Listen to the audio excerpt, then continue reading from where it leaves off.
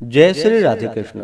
आप सभी का आपके अपने YouTube चैनल एजेंट में बहुत बहुत स्वागत है। आइए सुनते हैं कामदा एकादशी व्रत की कथा और फिर सुनेंगे अंत में एकादशी माता की आरती। चैत्र मास शुक्ल पक्ष की एकादशी को इसे कामदा एकादशी के नाम से जाना जाता है। जो भी भक्त सच्ची श्रद्धा के साथ कामदा एकादशी का व्रत धारण करते हैं, इस दिन भगवान विष्णु माता लक्ष्मी की पूजा करते हैं, साथ ही भगवान त्रिलोकीनाथ की पूजा करते हैं, तो इस व्रत के पुण्य प्रभाव से व्यक्ति के सभी प्रकार के पाप और ताप नष्ट हो जाते हैं। यह एकादशी अत्यंत पुण्य को देने वाली, पापों को नष्ट करने वाली और संतान को देने वाली यह व्रत मानी गई है।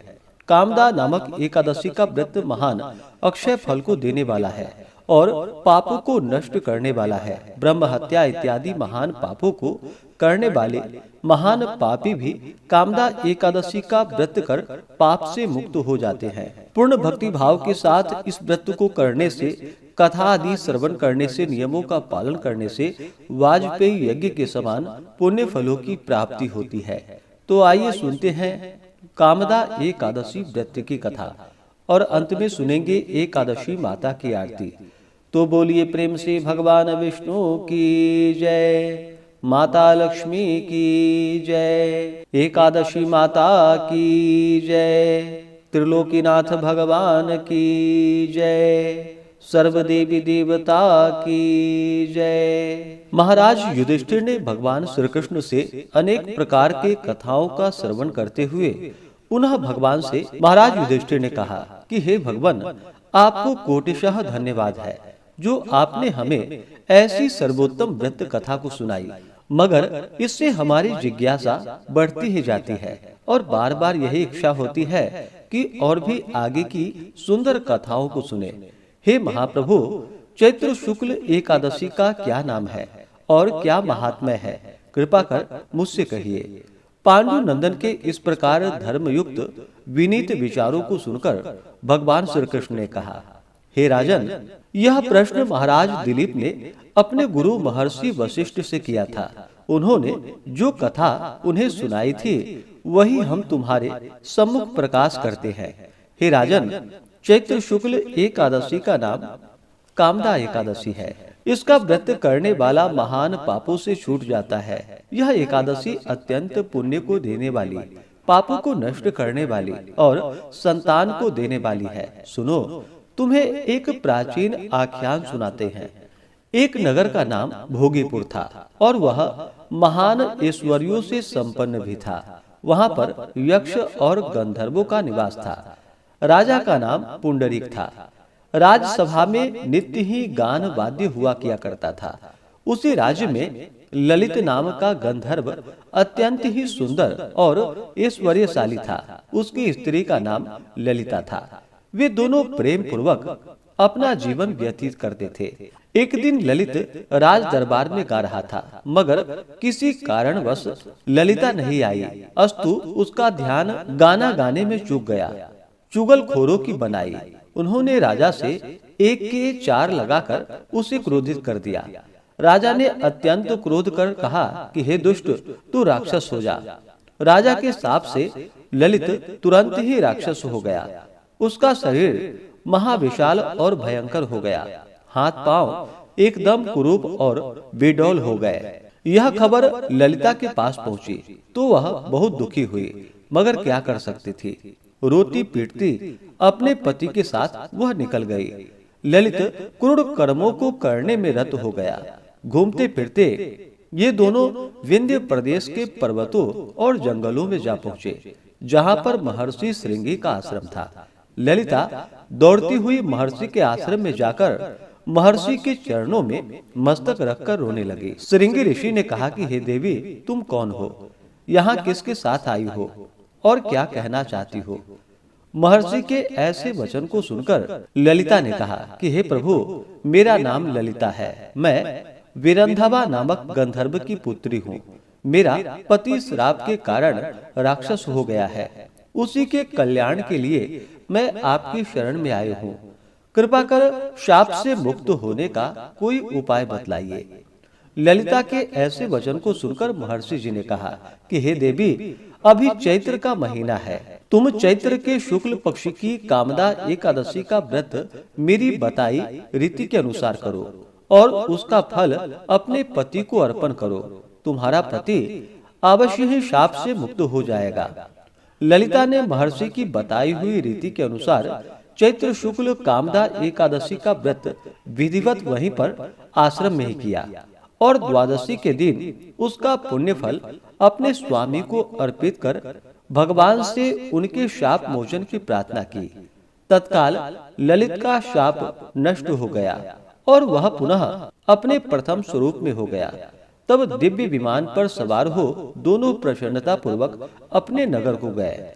अस्तु यह कामदा नामक एकादशी का व्रत महान अक्षय फल को देने वाला और पापों को नष्ट करने वाला है।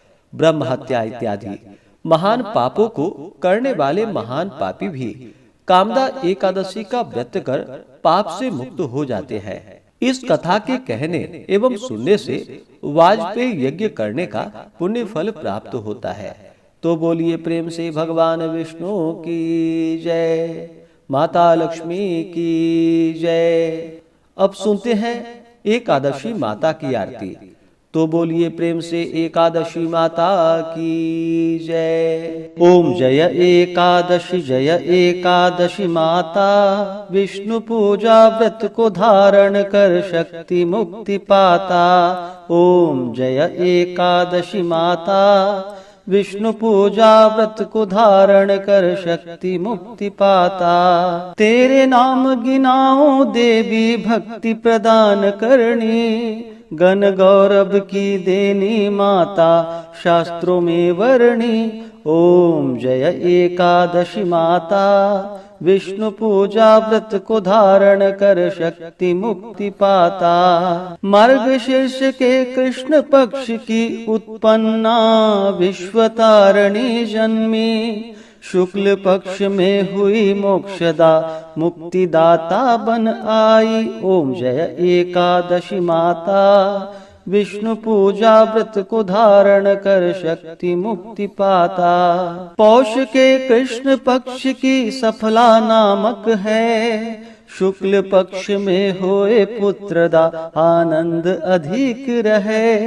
ओम जय एकादशी माता, विष्णु पूजा व्रत को धारण कर शक्ति मुक्ति पाता। नाम षट तीला माघ मास में कृष्ण पक्ष आवे, शुक्ल पक्ष में जया कहावे विजय सदा पावे। ओम जय एकादशी माता, विष्णु पूजा व्रत को धारण कर शक्ति मुक्ति पाता। विजया फाल्गुन कृष्ण पक्ष में शुक्ला आमल की, पाप मोचिनी कृष्ण पक्ष में चैत्र महाबली की। ओम जय एकादशी माता, विष्णु पूजा व्रत को धारण कर शक्ति मुक्ति पाता। चैत्र शुक्ल में नाम कामदा धन देने वाली, नाम वरुथिनी कृष्ण पक्ष में वैशाख माह वाली। ओम जय एकादशी माता, विष्णु पूजा व्रत को धारण कर शक्ति मुक्ति पाता। शुक्ल पक्ष में होए मोहिनी अपराज्येष्ठ कृष्ण पक्षी, नाम निर्जला सब सुख करणी शुक्ल पक्ष रखी। ओम जय एकादशी माता, विष्णु पूजा व्रत को धारण कर शक्ति मुक्ति पाता। योगिनी नाम आषाढ़ माह में जानो कृष्ण पक्ष करणी, देव शयनी नाम कहायो शुक्ल पक्ष धरणी।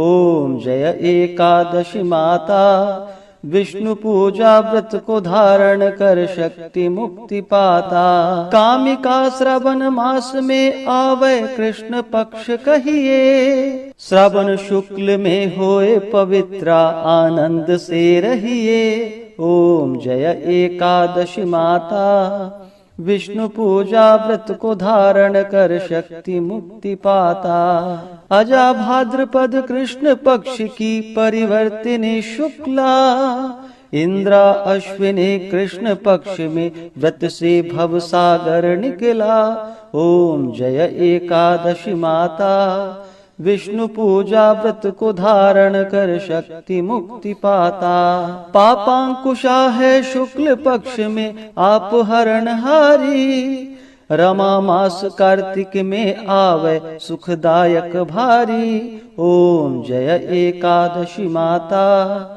विष्णु पूजा व्रत को धारण कर शक्ति मुक्ति पाता। देवोत्थानी शुक्ल पक्ष की दुख नाशक मैया, पावन मास में करो विनती पार करो नैया। ओम जय एकादशी माता, विष्णु पूजा व्रत को धारण कर शक्ति मुक्ति पाता। परमा कृष्ण पक्ष में होती जन मंगल करणी, शुक्ल मास में होए पद्मिनी दुख दारिद्र हरणी। ओम जय एकादशी माता, विष्णु पूजा व्रत को धारण कर शक्ति मुक्ति पाता। जो कोई आरती एकादशी की भक्ति सहित गावे, जन गुरुदिता स्वर्ग का वासा निश्चय ही पावे। ओम जय एकादशी माता, विष्णु पूजा व्रत को धारण कर शक्ति मुक्ति पाता।